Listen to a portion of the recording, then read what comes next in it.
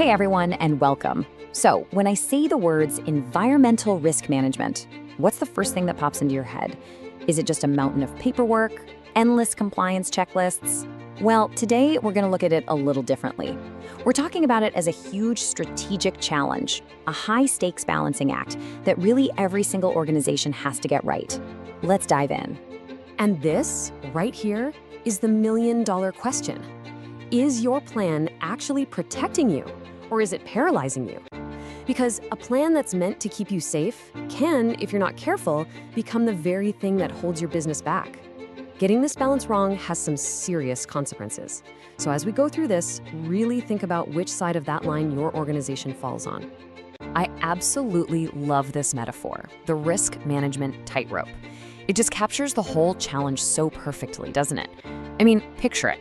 On one side, you've got all the good stuff, opportunity, growth, new ideas. But on the other, you've got serious threats to your operations, to your reputation. And your job is to walk that line, step by step, without falling off. So let's lay out the two extremes, the two cliffs on either side of that tightrope. On one side, it's just a total free-for-all, uncontrolled risks that could lead to an absolute disaster. But on the other side, you've got a system that's so rigid, so bogged down in rules, that it completely crushes creativity and slows everything down to a crawl. And let's be honest, neither of those is a good place to be.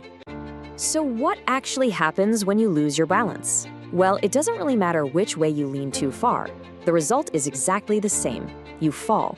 And that fall has real, tangible costs for the business. Let's break down what those dangers really look like. Okay, here they are side by side.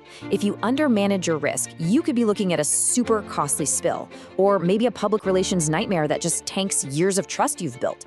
But if you overmanage it, your teams might be too scared to try a new, innovative green project. See? Both extremes really hurt the organization.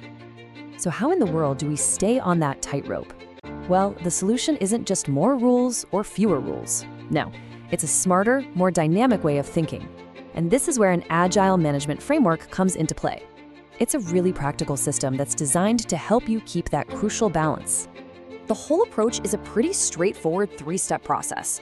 First, you have to identify potential threats. You actively go looking for them. Second, you assess them. You figure out what the real impact could be, both on your operations and on your public image. And third, you mitigate those risks using, and this is the key word, flexible controls. This isn't about building a giant wall. It's more like creating a responsive defense that lets you keep moving forward. And this right here, this is the absolute heart of the idea.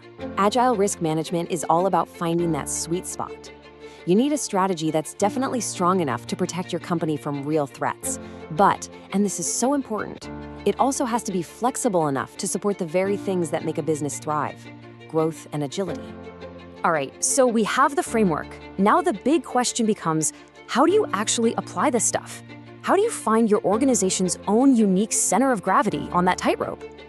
It's really about taking these principles and baking them right into your company culture.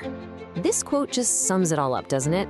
The goal isn't just control for control's sake. It's about developing a kind of flexible strength. Think of it this way. Your risk strategy shouldn't be a heavy suit of armor that just weighs you down. It should be more like the trained muscles of an athlete, giving you that core strength that lets you move faster and grab opportunities. That's the goal. Flexible strength. And that really brings us to our final thought. The environment, the market, the rules, you know they're all constantly changing. The risks you're dealing with today probably won't be the exact same ones you face tomorrow. So the real question you've got to ask yourself isn't just, do we have a plan? It's, is our plan agile enough to adapt, to shift, and to keep its balance no matter what comes next?